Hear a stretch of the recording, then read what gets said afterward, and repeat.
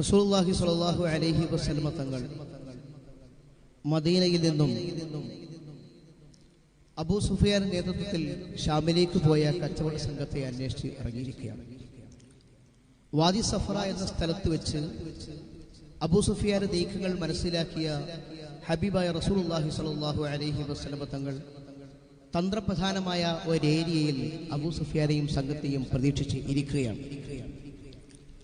റസൂലുള്ളാഹി സ്വല്ലല്ലാഹു അലൈഹി വസല്ലമ തങ്ങളുടെയും സഹാബത്തിന്റെയും നീക്കങ്ങൾ മണത്തറിഞ്ഞ അബൂ സുഫിയാൻ വാദി സഫറ എന്ന സ്ഥലത്തെത്തിയപ്പോൾ ലംദം എന്ന ചെറുപ്പക്കാരനെ മക്കായിലേക്ക് അയക്കുകയാണ്.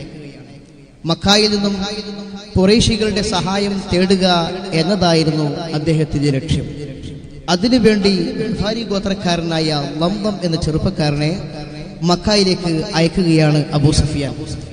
ഈ ലംദം എന്ന ചെറുപ്പക്കാരൻ മക്കായിലേക്ക് എത്തണമെങ്കിൽ ഈ സ്ഥലത്ത് നിന്ന് ഏകദേശം 3 ദിവസം പിടിക്കും. ഈ 3 ദിവസത്തിനകം മക്കായിൽ ചില സംഭവങ്ങൾ അരങ്ങേറുകയാണ്. മഹക്കായി മോയിൻകുട്ടി വൈദ്യർ ആ ഭാഗം ഇങ്ങനെ പറയുന്നു.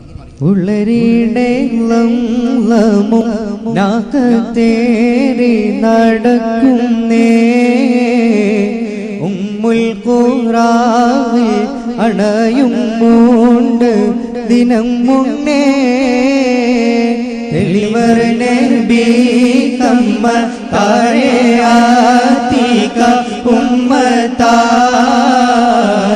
തേറി ദോയിൽ തന്നെ കണ്ടാളേക മനാമതാ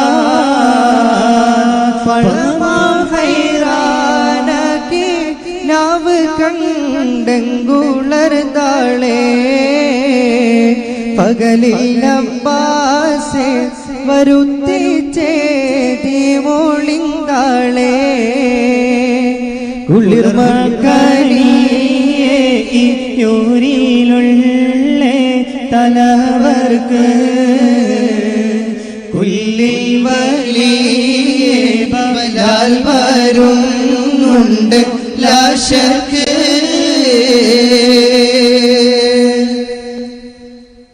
അബൂ സുഫിയാന്റെ ദൂതനാകുന്ന ലംദം മക്കായിലേക്ക് കുതിക്കുകയാണ്. ഈ മക്കായിലേക്ക് ലംദം കുതിക്കുകയാണ്. അതേ സമയം തന്നെ മക്കായിൽ മുത്തു മുസ്തഫ സല്ലല്ലാഹു അലൈഹി വസല്ലമ തങ്ങളുടെ പിതൃ സഹോദരി ആതിക ഭയാനകമായ ഒരു സ്വപ്നം കാണുകയാണ്. ആ സ്വപ്നത്തെ ചുറ്റിപ്പറ്റിയുണ്ടായ ചില സംഭവങ്ങളാണ് നമുക്ക് ഈ ഇശലിലൂടെ നിങ്ങൾക്ക് മുന്നിൽ അവതരിപ്പിക്കാനുള്ളത്.